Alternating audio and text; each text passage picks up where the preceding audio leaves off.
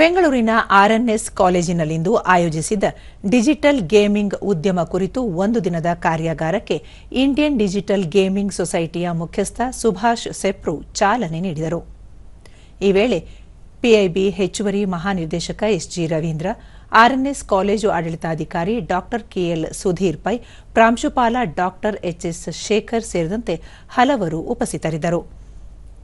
ಮೊದಲನೇ ಸಂಚಿಕೆಯಲ್ಲಿ ಗೇಮಿಂಗ್ ಪರಿಸರ ವ್ಯವಸ್ಥೆ, ಎರಡನೇ ಸಂಚಿಕೆಯಲ್ಲಿ ಸಾಫ್ಟ್ ಸ್ಕಿಲ್ ಮತ್ತು ಸನ್ನಡತೆ, ಮೂರನೇ ಸಂಚಿಕೆಯಲ್ಲಿ ಗೇಮಿಂಗ್ ಕ್ಷೇತ್ರದಲ್ಲಿ ಉದಯೋನ್ಮುಖ ಉದ್ಯಮಿಗಳ ಭವಿಷ್ಯ, ನಾಲ್ಕನೇ ಸಂಚಿಕೆಯಲ್ಲಿ ಗೇಮಿಂಗ್ ಕ್ಷೇತ್ರದಲ್ಲಿನ ಸ್ಪರ್ಧೆ ಕುರಿತು ವಿದ್ಯಾರ್ಥಿಗಳೊಂದಿಗೆ ಚರ್ಚೆ ನಡೆಸಲಾಯಿತು.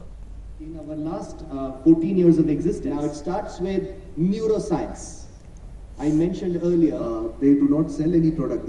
They are the technology creators. ITC ಅಕಾಡೆಮಿಯ ಉಪಪ್ರಧಾನ ವ್ಯವಸ್ಥಾಪಕ ಡಾ ವಿಷ್ಣು ಪ್ರಸಾದ್ ಸಂವಾದ ನಡೆಸಿಕೊಟ್ಟರು.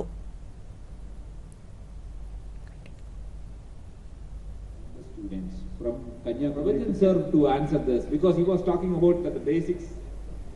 So irrespective of whether you are in engineering or games which you will release online, how do you do that? Towards learning. And Indian gaming industry is about $3 billion. So look at that. I think keeping in mind a lot of people with respect to gaming, as I initially said. ದೂರದರ್ಶನದೊಂದಿಗೆ Subhash Sapru gaming ಉದ್ಯಮಿ ಕುರಿತು ಆಯೋಜಿಸಿದ್ದ ಕಾರ್ಯಾಗಾರದಲ್ಲಿ 100 ತಂಡಗಳು ಭಾಗವಹಿಸಿ ಮಾಹಿತಿ ವಿನಿಮಯ ಮಾಡಿಕೊಳ್ಳಲಾಗಿದೆ. ಇದರಿಂದ ವಿದ್ಯಾರ್ಥಿಗಳಿಗೆ ಉತ್ತಮ ವೇದಿಕೆ ದೊರೆತಿದೆ ಎಂದು ಹೇಳಿದರು.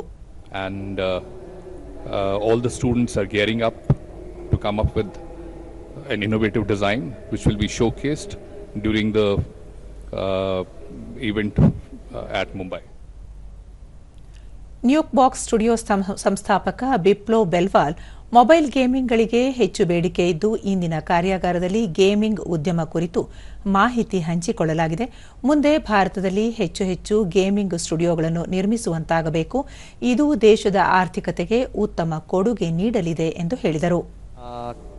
Player country in the world, but also a country that creates lovely, fantastic, successful studios that make billions and billions of dollars in future and contribute to the Indian economy. Smash head studio ಮುಖ್ಯ ಕಾರ್ಯನಿರ್ವಹಣಾಧಿಕಾರಿ ಮತ್ತು ಸಹ ಸಂಸ್ಥಾಪಕ ಸುರೇಂದರನ್ Ramachandran, gaming ತರಂಗ ಕ್ಷೇತ್ರದ ತಜ್ಞರು ವಿದ್ಯಾರ್ಥಿಗಳೊಂದಿಗೆ ಮಾಹಿತಿ ಹಂಚಿಕೊಂಡಿದ್ದು ಇದು ವಿದ್ಯಾರ್ಥಿಗಳ ಭವಿಷ್ಯಕ್ಕೆ ಅನುಕೂಲವಾಗಲಿದೆ ಎಂದು ತಿಳಿಸಿದರು.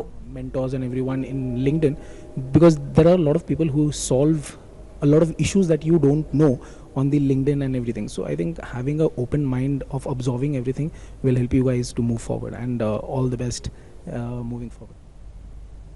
ಗೆಲೋರೆ ಸಿಸ್ಟಮ್ ಸಂಸ್ಥಾಪಕ ಪ್ರಭಂಜನ ರಾವ್, ಭಾರತದಲ್ಲಿ ಗೇಮಿಂಗ್ ಉದ್ಯಮ ನಿರೀಕ್ಷಿತ ಮಟ್ಟದಲ್ಲಿ ಬೆಳವಣಿಗೆ ಹೊಂದುತ್ತಿದ್ದು ಮುಂದಿನ 4-5 ವರ್ಷದಲ್ಲಿ $100 ಬಿಲಿಯನ್ ವ್ಯವಹಾರ ನಡೆಯುವ ಮೂಲಕ 2-3 ಲಕ್ಷ ಜನರಿಗೆ ಉದ್ಯೋಗಾವಕಾಶ ಕಲ್ಪಿಸುವ ನಿರೀಕ್ಷೆ ಇದೆ ಎಂದು ತಿಳಿಸಿದರು.